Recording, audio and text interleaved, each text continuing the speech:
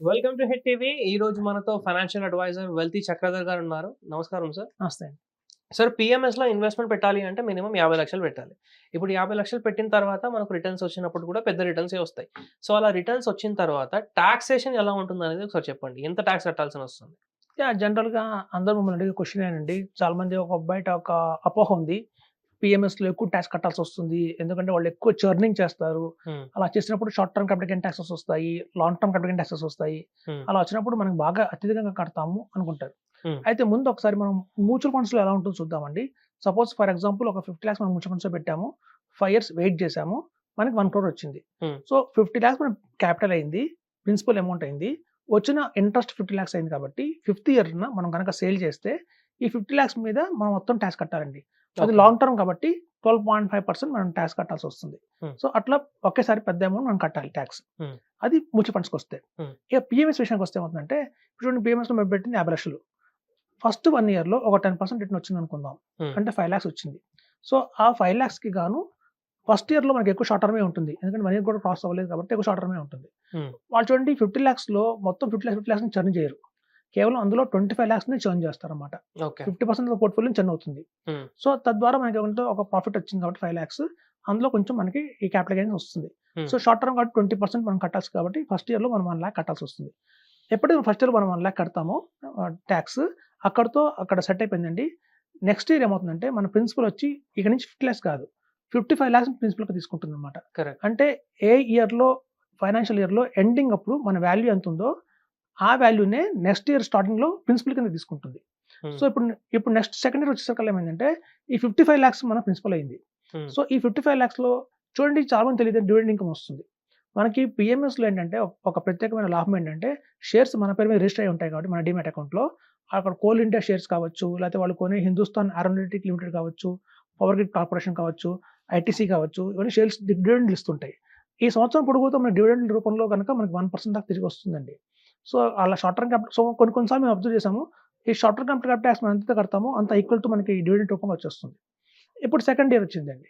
Second ఇయర్‌లో మనం ఉన్న 55,00,000 10,00,000 ప్రాఫిట్ వచ్చి 65,00,000 అయిందనుకుందాం.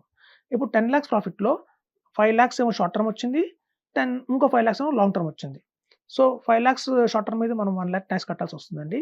ఈ 1,00,000 5,00,000 లాంగ్ టర్మ్ ఏదైతే ఉందో అందులో మనకు రాయితీ ఉందండి. 1,25,000 రూపీస్ దాకా రాయితీ ఉంది. హ్మ్. ఎవ్రీ ఇయర్ లాంగ్ టర్మ్‌లో మనం 1,20,000 రూపీస్ కట్టక్కర్లేదు. సో, అది ఎగ్జామ్షన్. తీసేస్తారు ఎగ్జామ్షన్. హ్మ్. ఆ బ్యాలెన్స్ 3,75,000 మీదే మనం 12.25% టాక్స్ కడతాం. సో, ఆ ఇయర్ అక్కడితో క్లోజ్ అయిందండి. సో, థర్డ్ ఇయర్ ఏమవుతుందంటే ఈ 65,00,000ని ప్రిన్సిపల్‌గా తీసుకుంటుందన్నమాట. సో, అక్కడి నుంచి రిటర్న్ అనేది కాలిక్యులేట్ చేస్తుంది. ఇప్పుడు చూడండి మార్కెట్ లాస్ట్ ఇయర్ బాగా పడింది. ఈ సంవత్సరంతో మార్కెట్ పడుతూనే ఉంది. డ్రాస్టిక్ ఫాల్ అయితే చూస్తాం మనం. అలాంటి టైంలో ఏమవుతుందంటే మనకి గెయిన్స్ రావు. లాసెసే వస్తాయి. హ్మ్. వచ్చినప్పుడు మనం టాక్స్ కట్టక్కర్లేదు. సో, ఈ థర్డ్ ఇయర్ ఏమైందంటే వాళ్ళకి అసలు టాక్సే కట్టక్కర్లేదు. పైగా లాసొచ్చింది. ఇప్పుడు ఫోర్త్ ఇయర్‌లో మళ్ళీ అమాంతం 20% గెయిన్ వచ్చిందనుకుందాం.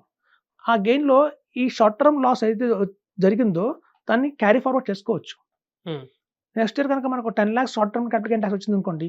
అంత ప్రీవియస్ ఇయర్‌లో వచ్చిన షార్ట్ టర్మ్ లాస్‌ని మనం షార్ట్ టర్మ్ గెయిన్‌కి మ్యాచ్ చేయొచ్చు. Carry offset. ఫార్వర్డ్ హ్మ్. చేసుకోవచ్చు. అప్పుడు నెక్స్ట్ ఇయర్ వచ్చిన షార్ట్ టర్మ్ గెయిన్ నుంచి మనకు తగ్గిపోతుంది మన గెయిన్. అవును. అలాగే లాంగ్ టర్మ్ లాస్ వస్తే ఆ లాంగ్ టర్మ్ లాస్ కూడా క్యారీ ఫార్వర్డ్ అవుతుంది. అట్లా 8 ఇయర్స్ దాకా మనం క్యారీ ఫార్వర్డ్ చేసుకోవచ్చండి లాస్‌ని. హ్మ్. సో, ఆ ఆప్షన్ మనకి మ్యూచువల్ ఫండ్స్‌లో లేదు. ఓకే. సో, ఇప్పుడు end of the year fourth ఇయర్‌లో మన బ్యాలెన్స్ ఏదైతే ఉందో దాన్ని మళ్ళీ ప్రిన్సిపల్‌గా తీసుకుంటాం కాబట్టి ఆ నెక్స్ట్ ఇయర్ మనం టాక్స్ కట్టక్కర్లేదు. సో, ఇలా చూస్తే మనకి పీఎంఎస్‌లో అధికంగా అడ్వాంటేజ్ ఏంటంటే డివిడెండ్ ఇన్‌కమ్ రూపంలో డివిడెండ్ ఇన్‌కమ్ వస్తుంది. అలాగే short term capital gain talks, long term capital gain talks కూడా మనకి ప్రతి సంవత్సరం 1,25,000 మినహాయింపు తీసుకుంటూనే ఉండొచ్చు. హ్మ్. మనం ఎన్నాళ్ళు ఎంతకాలం కంటిన్యూ చేస్తామో అంతకాలం 1,25,000 ఎగ్జామ్షన్ మనకొస్తూనే ఉంటుంది లాంగ్ టర్మ్‌లో. సో, ఇట్లాంటి ఒకవేళ లాస్ వస్తే ఆ లాస్‌ని క్యారీ ఫార్వర్డ్ చేసుకోవచ్చు. ఇట్లాంటి ఆప్షన్స్ అన్ని మన మ్యూచువల్ ఫండ్స్‌లో లేవండి. చాలా మందికి తెలీదు. కాబట్టి చార్టర్డ్ అకౌంటెంట్లందరూ చెప్పింది బాంబేలో టాక్సేషన్ చాలా బావుంది పీఎంఎస్‌లో కాబట్టే వాళ్ళు స్ట్రాంగ్‌గా రికమెండ్ చేస్తున్నారు. వాళ్ళ హెచ్‌ఆర్‌ఐస్ క్లయింట్స్ అందరికీ కూడా మీరు పీఎంఎస్‌లో ఇన్వెస్ట్‌మెంట్ చేయండి. టాక్సేషన్ చాలా బావుంది. ఇందులో కన్ఫ్యూజన్ కూడా ఏం లేదు.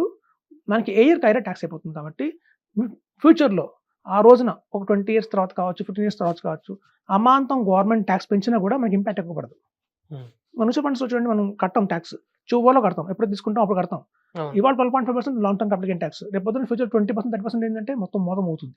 సో, కాబట్టి మ్యూచువల్ ఫండ్స్ కంటే కూడా మనకి పీఎంఎస్ అత్యధికంగా లాభాలు ఎక్కువ వస్తున్నాయండి. మేము గమనించాం కాబట్టి స్ట్రాంగ్గా చెప్తున్నాం, కాన్ఫిడెన్స్గా చెప్తున్నాం.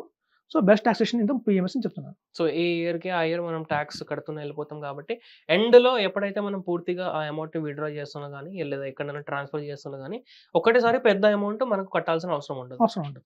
ఓకే. సో చాలా మంచి విషయం తెలియజేశారండి టాక్సేషన్ గురించి పీఎంఎస్‌లో స్పెసిఫిక్‌గా.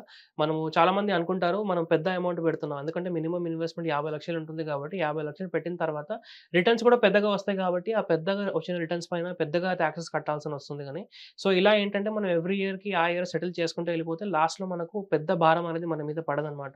సో ఇలాంటి ఇంట్రెస్టింగ్ వీడియోస్ కోసం మన ఛానల్ చూస్తూ ఉండండి. వీడియోని లైక్ చేసి ప్రతి ఒక్కరితో షేర్ చేయండి. Thank you sir. Thank you. Hit TV app ని డౌన్లోడ్ చేసుకోండి. ఇందులో short news, live news, entertainment movies అన్ని అవైలబుల్ గా ఉన్నాయి. Please download Hit TV app. Hit TV app. Hit TV యాప్ని ఫ్రీగా డౌన్లోడ్ చేసుకోండి.